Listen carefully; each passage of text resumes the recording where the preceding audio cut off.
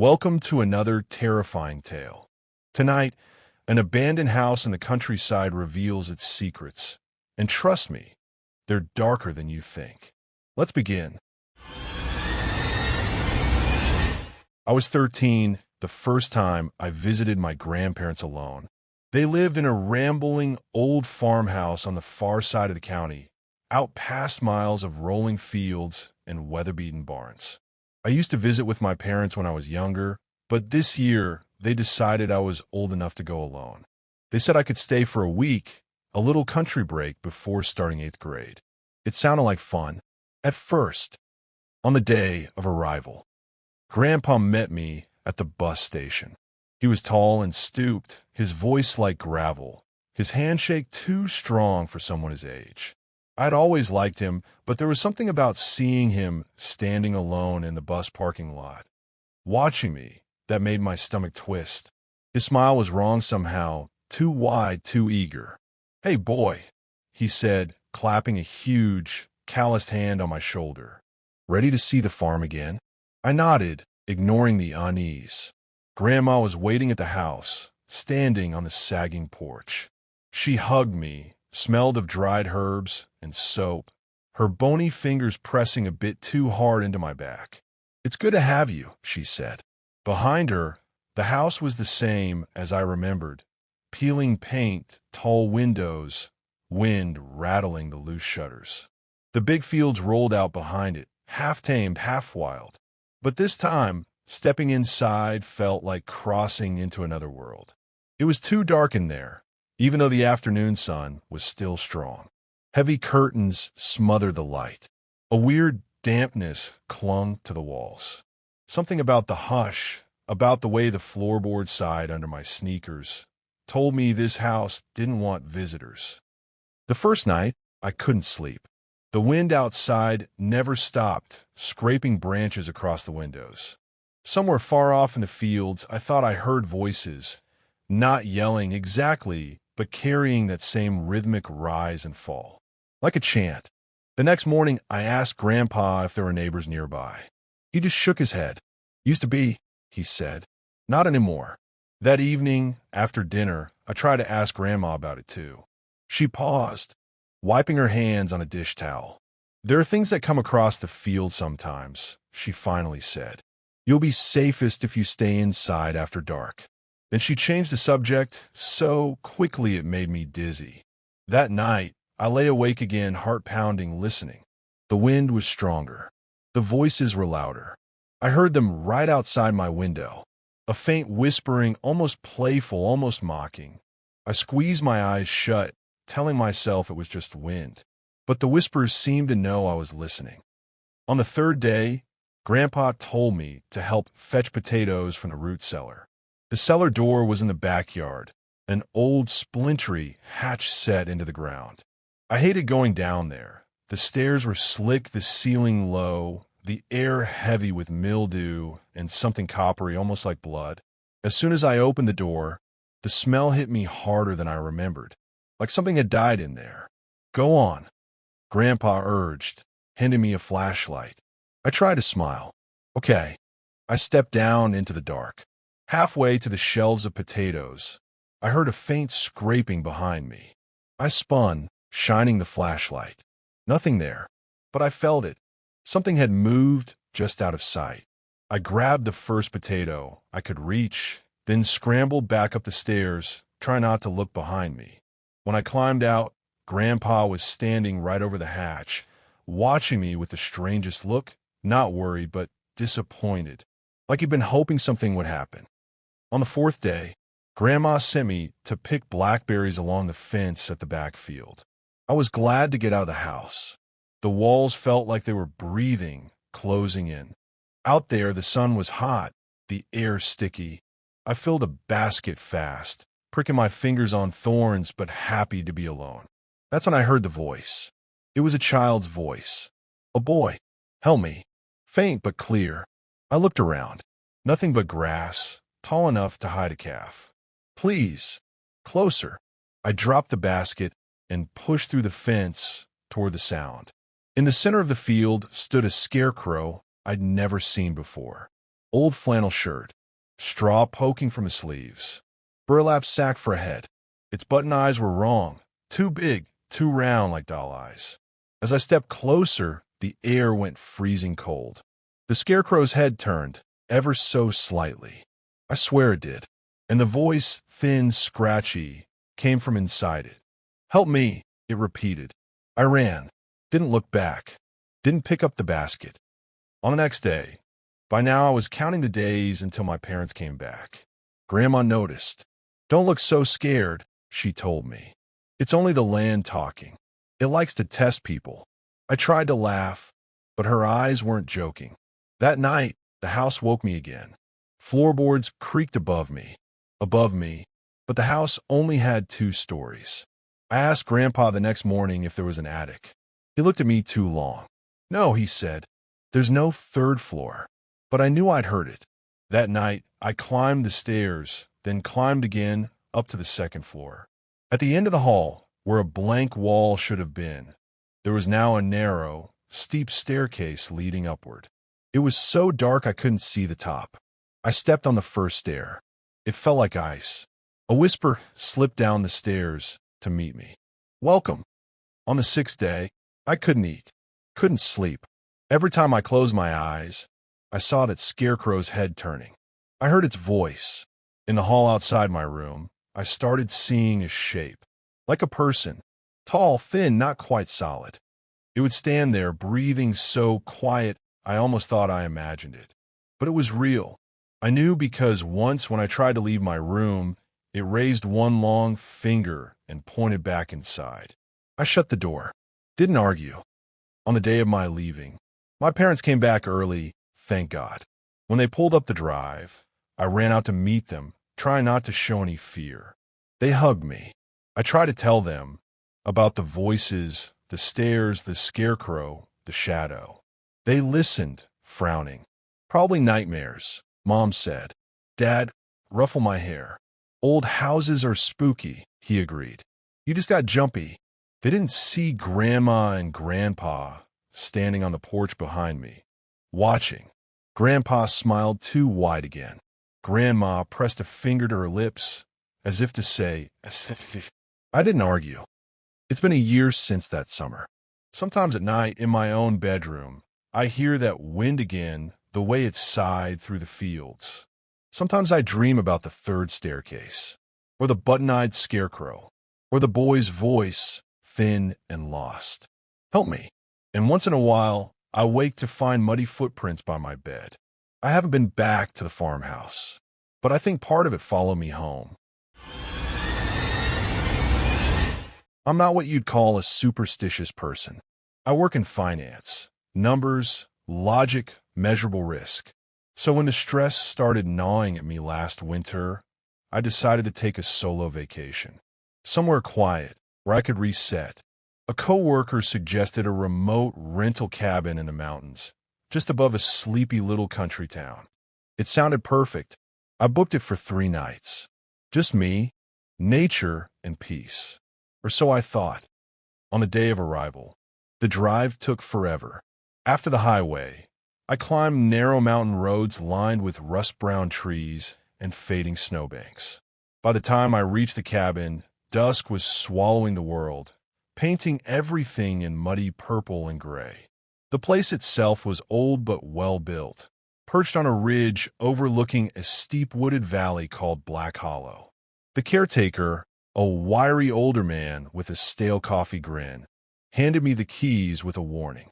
"Weather changes fast up here. Don't go wandering after dark." I laughed it off. City guys like me, we don't wander anywhere. Inside, the cabin was rustic, creaking wood floors, a stone fireplace, the smell of cedar and damp wool. Quaint, almost comforting, but I couldn't ignore the sense of emptiness.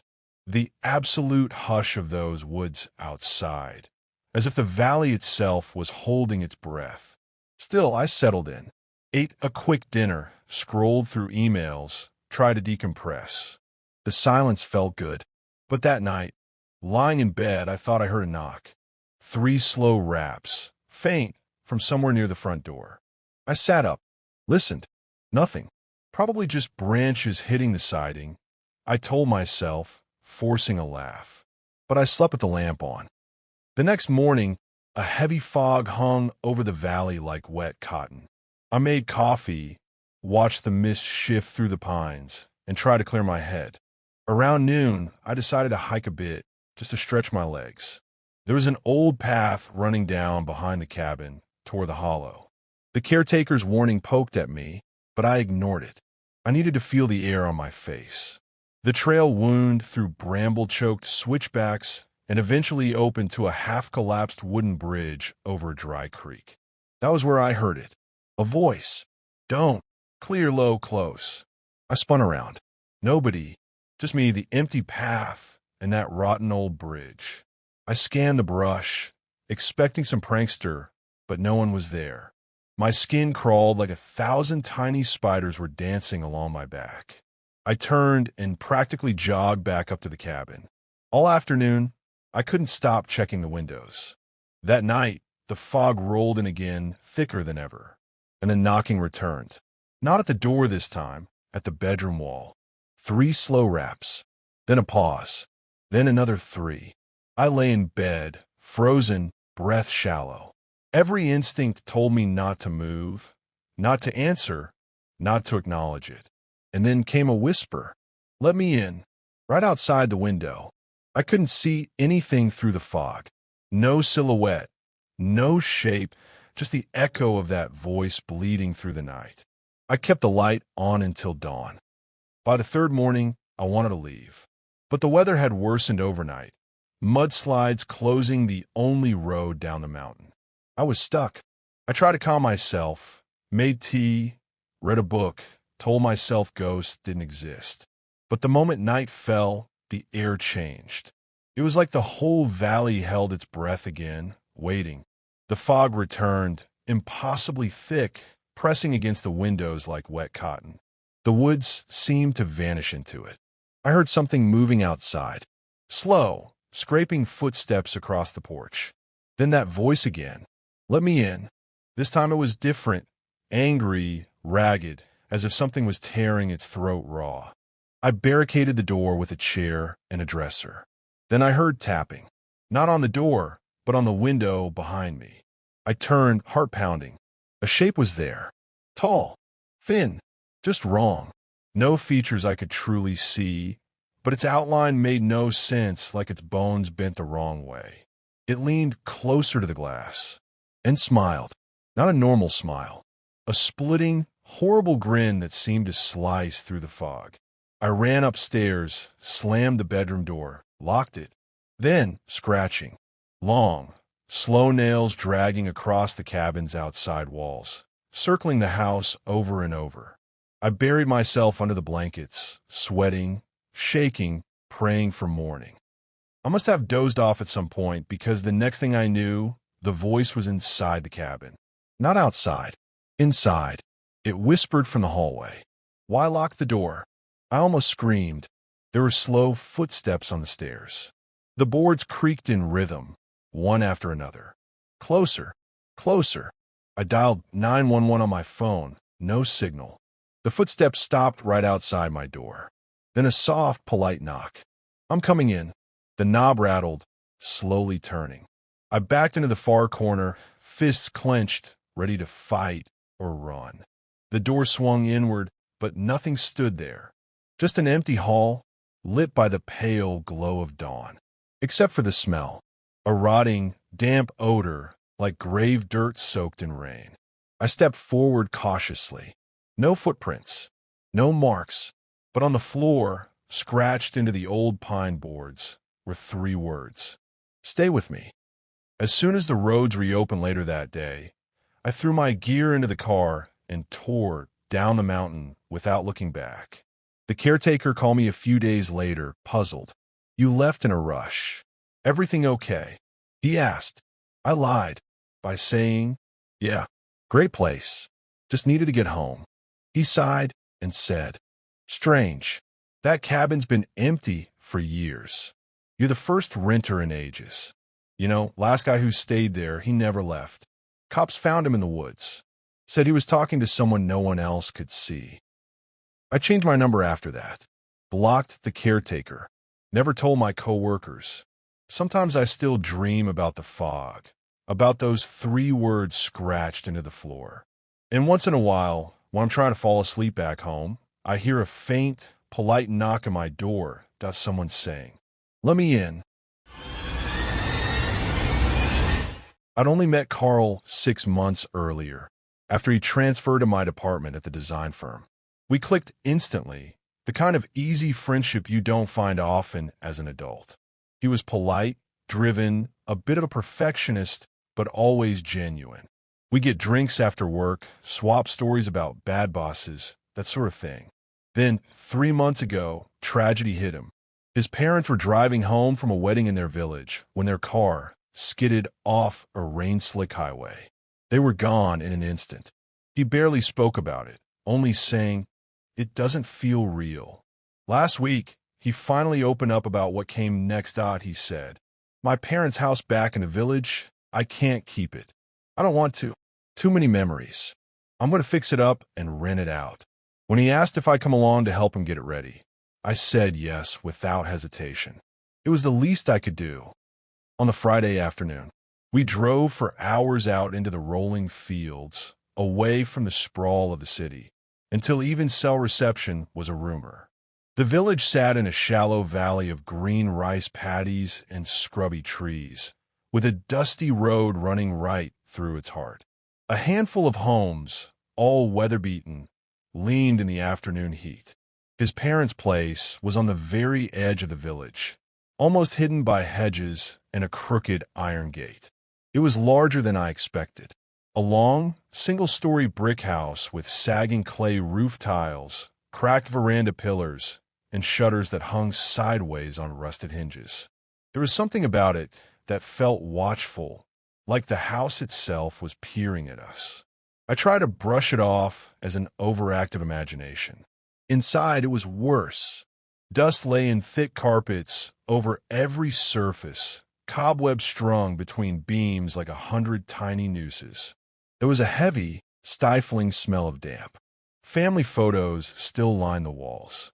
Carl's mom and dad, smiling, holding up birthday cakes and flower garlands, moments frozen forever. He looked away when we passed them. "We'll pack those later," he mumbled.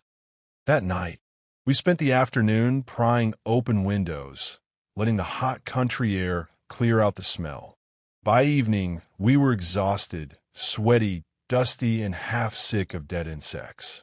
Carl's aunt from the village brought us food, refused to step inside, and hurried away as soon as she handed over the tiffin. I joked about the superstition and said, "What, is the place haunted or something?" Carl didn't laugh and he said, "People here think it is yacht." He didn't elaborate. After dinner, I unrolled my sleeping mat in what used to be Carl's childhood room. It still had his old football posters on the wall, half faded. I was just dozing off when I heard the first noise. A faint scraping, like a heavy piece of furniture being dragged. Then another. I sat up. The house was dead quiet. Carl was in the next room, probably asleep. Then, a low thump from the far end of the corridor. I switched on my flashlight and crept out, half laughing at myself. It had to be mice, or maybe a loose shutter. I followed the sound to a locked storeroom at the back of the house. As I put my ear against the door, the air on the other side felt wrong, like breathing next to a freezer. Then 3 knocks from the inside. I stumbled backward, heart hammering. Silence. I forced myself to laugh again, to break the terror, and went back to bed. Sleep never really came. On the next day, we got up early to keep working, cleaning, scraping away mold, scrubbing kitchen walls. The villagers watched us from the road, whispering. I tried to wave. Nobody waved back. Carl barely spoke, just worked, mechanical eyes empty. By noon, the sun was brutal, heating the clay roof until the place felt like an oven. We took a break on the balcony. That was when I asked him what everyone was so afraid of. Carl swallowed hard, and he said, "They say someone else lives here. After my parents passed, they think someone or something stayed." I raised an eyebrow and asked who. Stayed? He nodded and said to me, "They say my parents never left, that they still come back at night." A chill ran up my back despite the sun. I wanted to dismiss it, but I remembered the knocks. On the second night, by nightfall, a fresh wind kicked up and clouds rolled over the moon. The place seemed to darken even more, as if swallowing its own light. Carl turned in early, exhausted. I tried to stay awake, reading on my phone, but the battery died. So I lay there, listening to the walls breathe.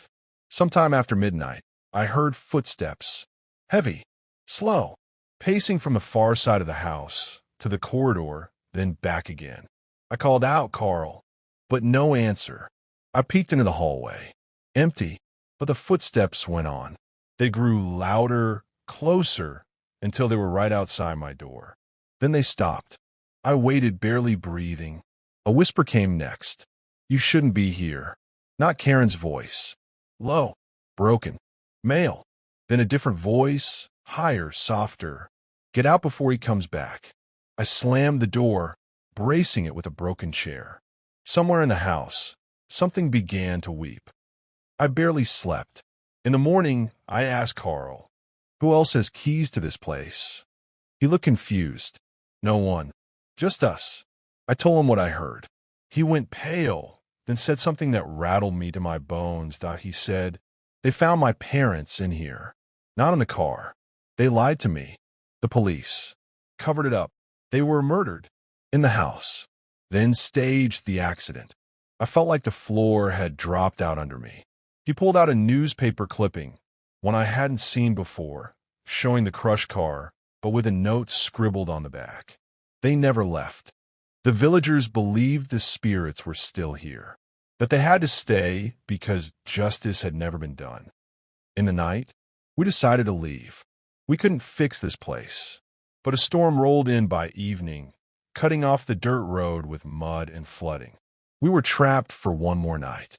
I tried to sleep, packed and ready to bolt at first light. But the house would not let us go. The air went cold around midnight, so cold my breath smoked in front of me. Somewhere inside, a door banged open. Footsteps again, then a voice, both parents tangled together, echoing like static. "Why are you leaving? You must stay." I grabbed my bag. Shaking Carl was awake, but he was just staring, eyes open, locked on the ceiling. I tried to drag him up, but the door slammed shut on its own, nearly crushing my hand. In the corridor, shapes moved, pale outlines, drifting like drowned ghosts through the hall. Their mouths were open, whispering together. "Stay with us." I screamed for Carl to move. He wouldn't. Then one of the shapes turned to me. Carl's mother's face, pale and wet with tears, but the skin was wrong, stretched too thin, the eyes black and endless, saying, "Help us." Then she lunged, almost reaching for me, but stopped, fingers inches from my face. She looked sad, impossibly sad, and vanished. At dawn, the road was clear. I half-carried Carl out of that place. He barely spoke on the drive back, staring straight ahead, as if hollowed out. We never went back. I still dream of the house sometimes, its dark corridors, its heavy air. Sometimes I hear them in the dream. "You shouldn't have left." And every so often, when I awake in my quiet apartment, there's a faint echo of a knock. 3 times, from inside the walls.